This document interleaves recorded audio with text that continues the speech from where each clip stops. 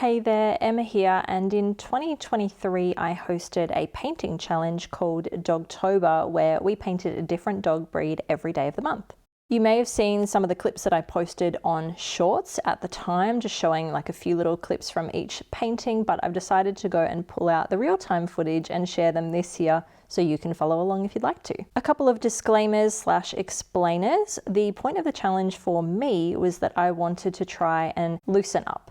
I'm a realistic portrait artist, and so I gave myself a smaller size to work with as well as a time frame. I'm painting on roughly about A6 size paper, which is pretty small. In terms of measurements, that's like roughly 10.5 centimeters by 14.8 centimeters or 4.1 by 5.8 inches. And I also tried to set myself a time limit of about 15 minutes. I really wanted to challenge myself to loosen up, but you can approach this any way you like. Maybe you'll do it in a different medium or a certain color palette. The options are endless, totally up to you, but you're more than welcome to follow along, and these are kind of like mini tutorials. I do want to point out though that as this was unusual for me and a challenge to me, not all of them are that good.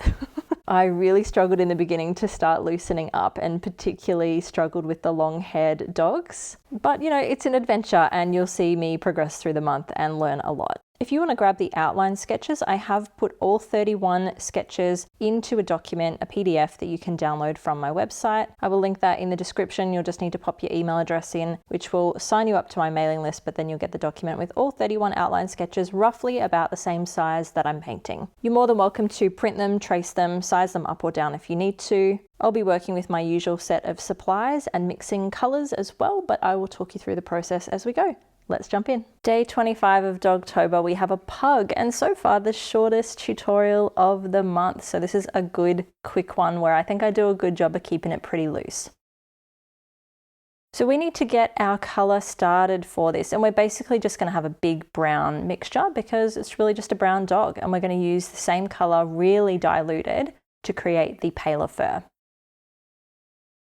So I'm getting started with yellow on my palette, then I'm going to pop some primary red in there to turn that orange, and then we will use some blue to help turn that brown. Orange and blue being opposite each other on the color wheel, complementary colors, they also neutralize each other. So starting to pop some of that blue in now, just do it bit by bit because the blue can be really overpowering. I've put a little bit of red in there. Whenever I add blue to my orange mixture, it just turns green, and so I put red in there to neutralize that green back out of there, and eventually we get to a brown color.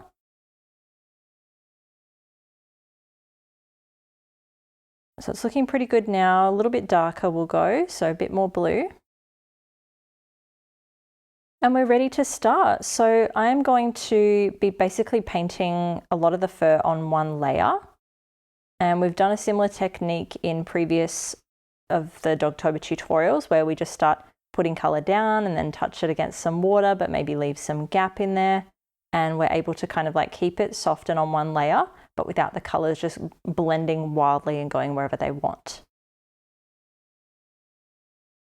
So I'm going to get started on the ear, and I'm going in nice and concentrated with this brown color.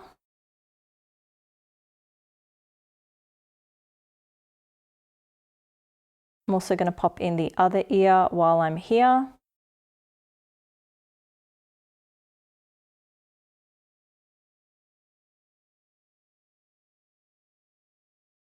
I'm mixing in a little bit of black into this color just to deepen it up a tad. It's a bit of a cheat way to do it.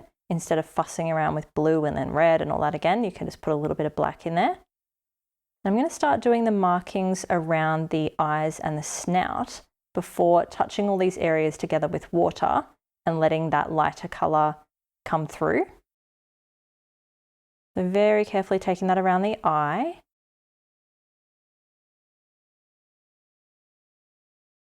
I'm going to take this all the way across the muzzle. We're going to leave the nose out of it for now. I'm rinsing off, dabbing off. And now I'm going to start to just fill this area in between the two and just let them kind of gently kiss and blend. So you can leave gaps in between them. You know, I haven't completely taken that stroke all along the ear, just in a couple spots. And I'm going to do a similar thing on the other side. You don't want to wait too long to be doing this because the ears could dry and then not blend at all. It's not the end of the world if they don't, but it just looks nicer if they do. And then I'm going to continue filling in this face. Now that there's, a bit of water there, I can keep going. They'll gently touch, leave some gaps in there to control some of that colour flow. And try and get like a really cute expression of it raising its eyebrows. Filling in that head shape now. Taking that down to the bottom of the mouth. Then we can rinse off, dab off, and start to paint the body in. So I'm going to start over at the shoulder on both sides, taking it down the face.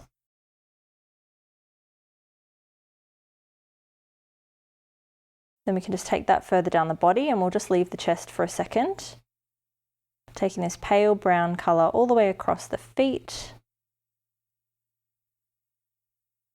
Down the bottom on the feet. Across the tummy and the little back legs, and then I'm rinsing off, dabbing off, and I want to keep it really pale in the center here. And just very gently under the neck there. And I'm going to do a little bit more shading on that as well. So we're going to touch a little bit more color on the face. I'm going to fix up the nose shape a little bit. Add some more to the ears because as it touched the head, it kind of lost some of that colour as it migrated to the face.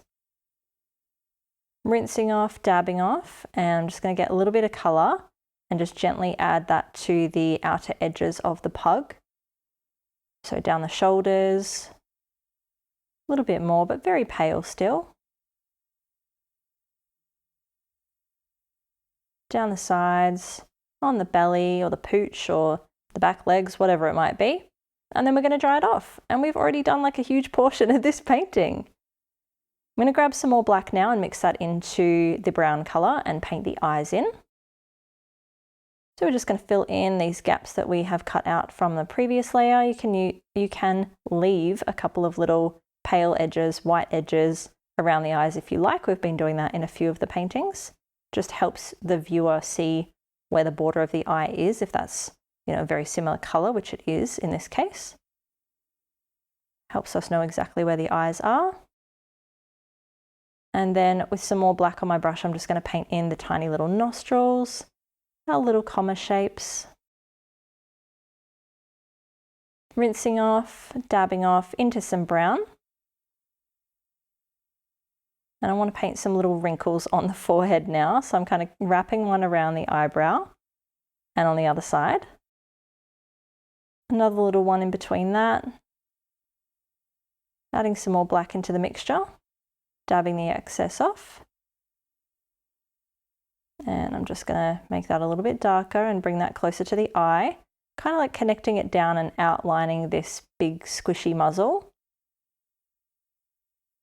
I'm also bringing the mouth down from the nose, and it's like a big frown. So a really intense frown that we're then going to curve outwards.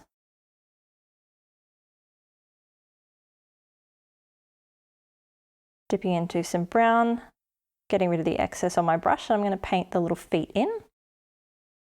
So just painting the back foot in, separating that from the body.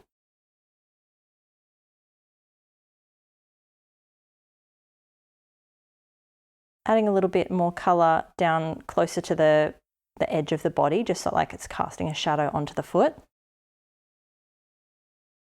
Painting in the back leg as well, just so that there's some separation. And painting some little gaps between the toes as well. Just very finely popping them in, defining those. A little bit of a shadow on the belly. And just dropping a bit more colour into the eyes before we dry that off. I go to put the toe separating strokes on the foot, but it's not dry, so we're going to dry that off properly. And try that again. So painting the little toe separators in on the back there, just like we did on the front. Dipping into our black-brown colour, and I'm going to paint the little nose in, going in with a bit more black. We do want this to look a little bit separate from the fur.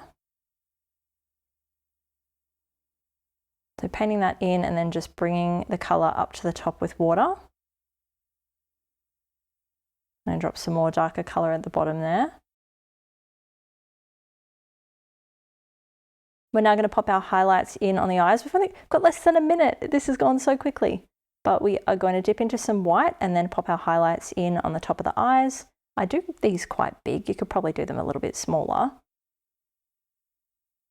But I go in with quite a big highlight here. A very, very big zigzaggy one. And a little bit smaller on the other side. I'm going to do a teeny little highlight on the nose. Just on the top of the nose there. And then we'll dry that all off. And then I'm just going to add a little bit of darker colour back to that eye and nose. So bottom of the nose, a little bit more black on my brush.